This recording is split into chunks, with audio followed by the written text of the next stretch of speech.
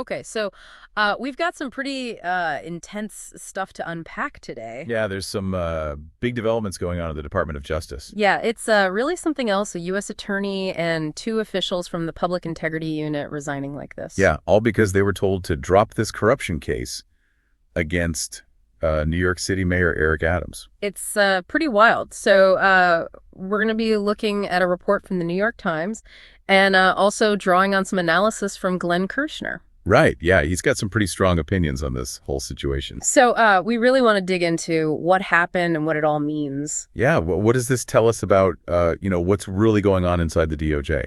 Right. Is the DOJ really independent, or is there something else at play here? That's a big question. So the New York Times headline really lays it out. Order to drop New York City Mayor Eric Adams' case prompts resignations in New York and Washington.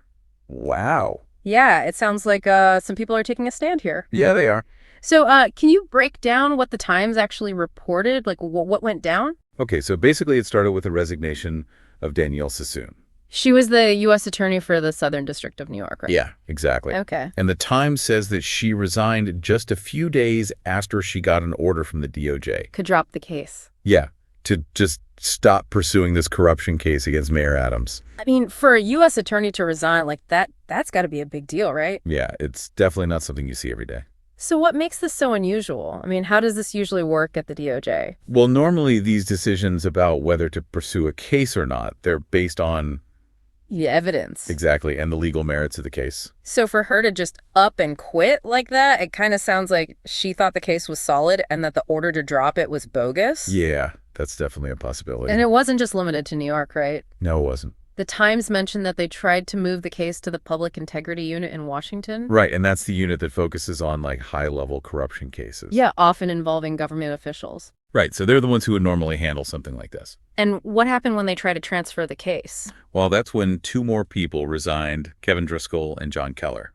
They were the head honchos of that unit, right? Exactly, they were the top officials there. So we've got the top prosecutor in a major district and the leaders of the DOJ's corruption unit all quitting over this. Yeah, it's pretty remarkable. And the Times called it the most high-profile public resistance so far to President Trump's tightening control over the Justice Department.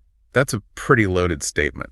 It is. It really makes you think about the DOJ's independence. It does. And the timing is really interesting, too. Like, Sassoon resigned right after the order, and then Driscoll and Keller weren't far behind. Yeah, it almost seems coordinated, like they all knew something was wrong and they weren't going to be a part of it. So this order to drop the case, it came from an acting number 2 official at the Justice Department, a Mr. Amel B. Right. So what reason did he give for wanting to drop the case? Well, according to the Times, he said it was political. Political, how so? He argued that investigating Mayor Adams would mess with the mayor's ability to help with Trump's immigration crackdown.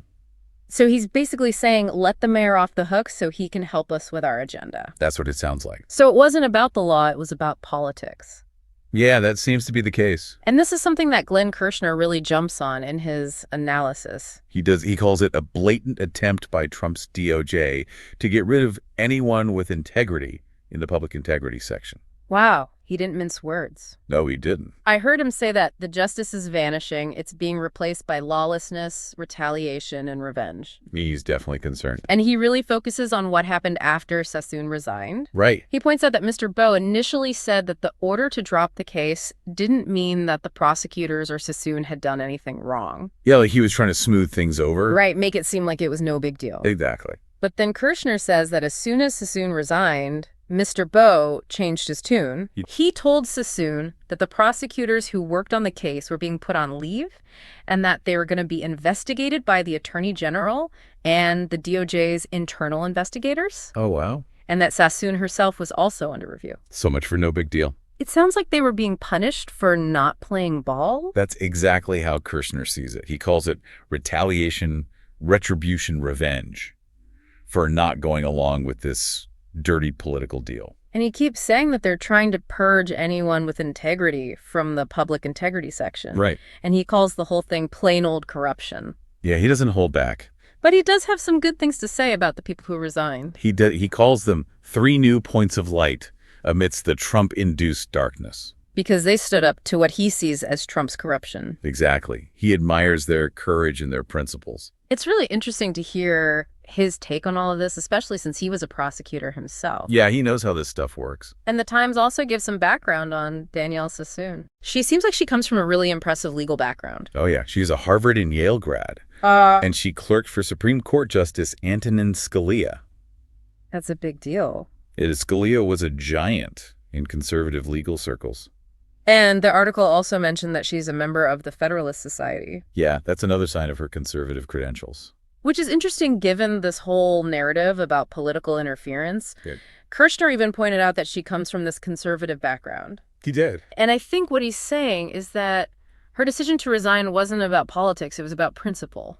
Yeah, like she felt she had to stand up for what she believed in, even if it meant going against her own side. So it's not just a partisan fight, it's something bigger. It is. It's about the integrity of the whole legal system. Here's someone who seems to be conservative, but she's still taking a stand against what she sees as political interference. Yeah, that's exactly. And Kirshner's point is that everyone in the justice system should be upholding the law, not playing politics. Right. It shouldn't matter what party you belong to.